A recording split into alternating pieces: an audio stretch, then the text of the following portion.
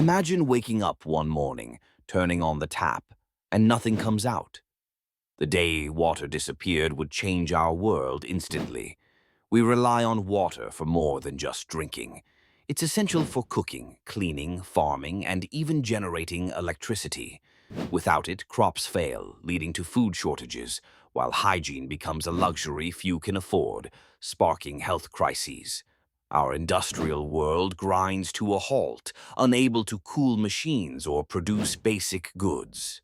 Social order would unravel quickly as panic sets in, and competition for remaining water sources turns fierce. Could you adapt to rainwater collection or finding hidden aquifers fast enough to survive? While this scenario may seem extreme, it highlights our fundamental dependence on water and the need for responsible conservation. What would you do if water disappeared tomorrow?